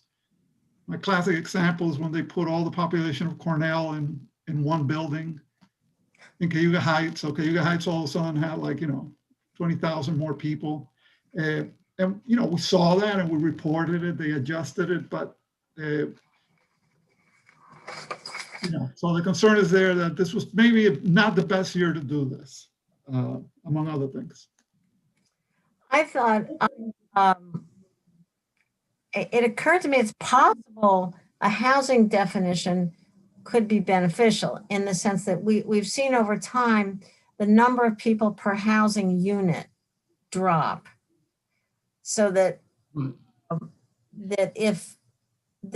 so it might be beneficial in terms of boosting our numbers, essentially, if you're looking at housing units and not the population. But I appreciate that there are a lot of ramifications, and it's hard to know quite yet what this means, but we have a little bit more time. Please keep us up to date on this. And if we should do another round of comments like this, we'd be happy to support that. Will do. I hope to do a test run of their methodology to get an idea what the impact would be here. Okay. I already talked to IT to provide assistance with that effort. Okay, terrific. Thanks, Fernando. Any other questions for Fernando? All right, thank you so very much. Appreciate it. All right, to my report, and I wanted to welcome CJ Randall here from the town of Lansing, director of, CJ, there you are. Director of, what is your title, CJ? Hi, Director of Planning for the town. All right, fantastic. we've got your proposed committee goals on page 68. And if it's possible, I'd love to be able to vote on these, but let's get some, we have time for a little bit of discussion. And CJ had raised the issue of code enforcement, that you see there, countywide code enforcement, analyze purposes, opportunities, and challenges. And this has come up in the past. And when CJ mentioned this at a planning advisory board meeting a couple of months ago, my ears perked up. So CJ, if you want to kind of just explain a little bit about what you're seeing and why this is a concern for you. Yeah, thanks, Martha, and thank you very much, committee, for having me here today. As Martha mentioned, I'm the chair of the Planning Advisory Board, and so we try to think together on these issues countywide. And actually, credit definitely goes to Megan McDonald and some of our kind of brief conversations about the demographics, kind of hurdles that are ahead of us here in Tompkins County in terms of staffing.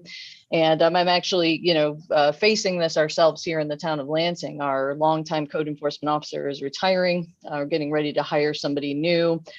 And, Megan and I have frequently talked about, there's a lot of code enforcement officers kind of doing part-time work here, part-time work there, and how there could be a really interesting opportunity, as I've seen done in a couple other counties here in New York State and Western New York, specifically Wyoming County, who I was most familiar with, their change to a countywide code enforcement model.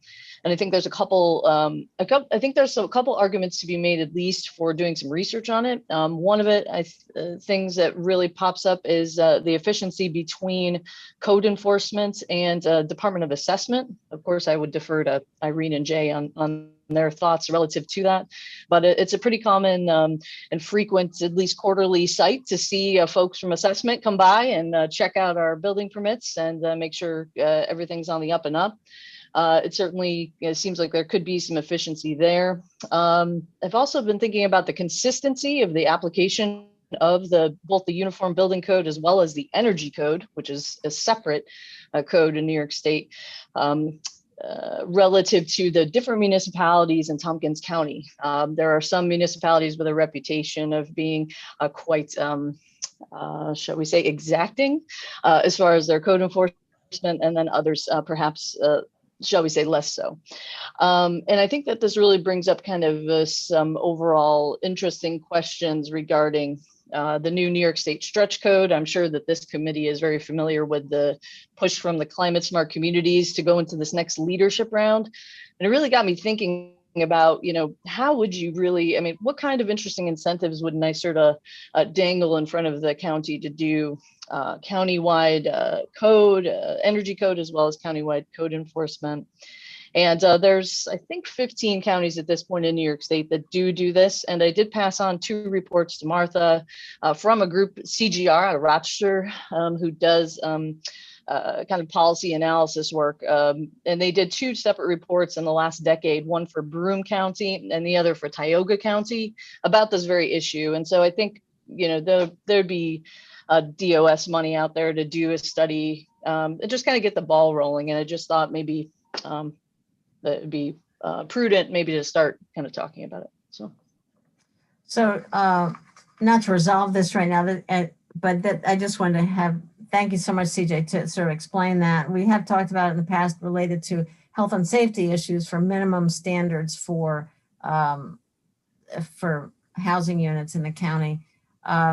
So it's complex. It's not that easy, but it's not dissimilar to what we did with assessment, 40 years ago, where we really were able to professionalize it and become leaders in the state in that department. So I just wanted to have that opportunity so you would know what that item was about.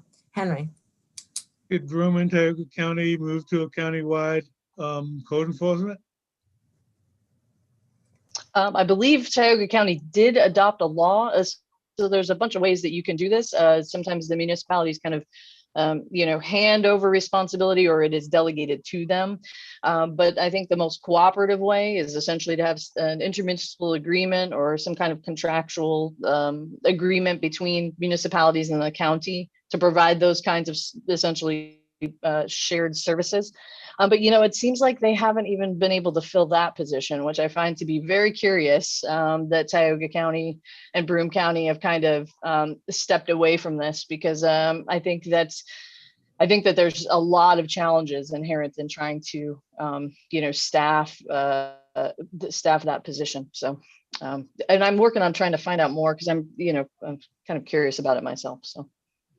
So I'm getting pretty good at Zoom body language. I think that Katie must have something to say. I just wanted you all to see me. So no, anyway, I do know that this topic is something that's being discussed at ST8 level as well.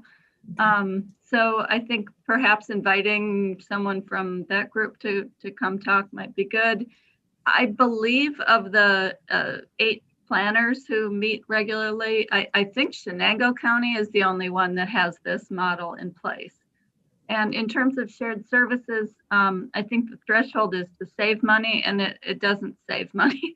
It is a little bit more money to do it at the county level, which I understand in some communities, this is getting to the crisis stage. Like Delaware County, I think, and Shenango County have like no code enforcement officers, or very, very few at this point. So it's a real issue in the region. I support CJ's thinking on it. Thank you, Katie. Shauna.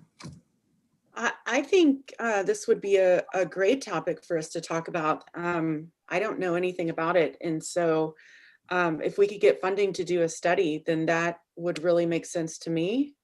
And I certainly would be open to having the conversation. Thank you. Annie?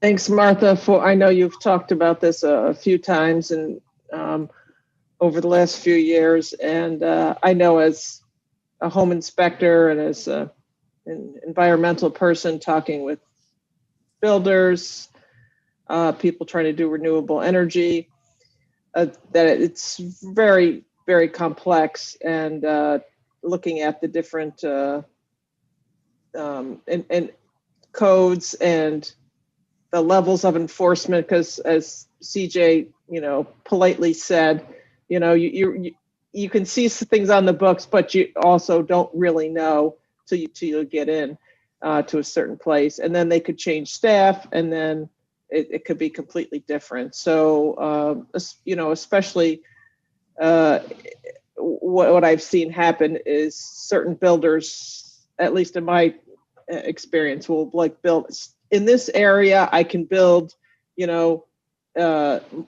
these type of houses, and this is what I'm going to do, versus having it, spread out, around the county, or it takes so much to get through to, jump through so many hoops that they then are only building McMansions, because it's so time consuming and costly to get through the process. So thank you for bringing this up again, and thank you for your advice on this, CJ.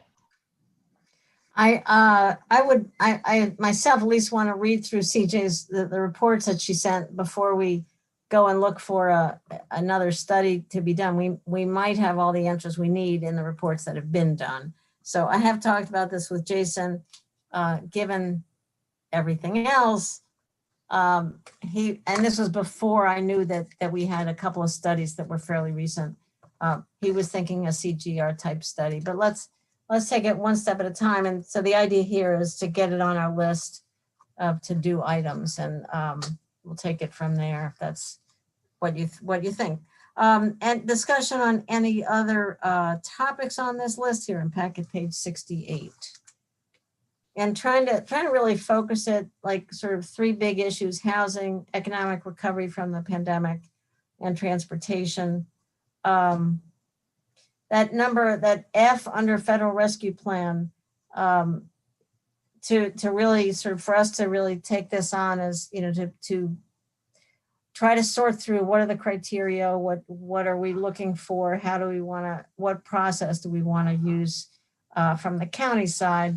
I thought this was, I think this is kind of the right committee to dive into that. So are there any comments, additions, changes, suggestions? Katie? I just thought that under G there, adding broadband would be a good addition to the look there. Sounds good. And move childcare over. It was supposed to be over there under workforce. There is a lot going on with broadband. I'll tell you, you know, there's a whole NACO task force that's really getting into this too. So, and there should be a lot of opportunities from the federal government on down.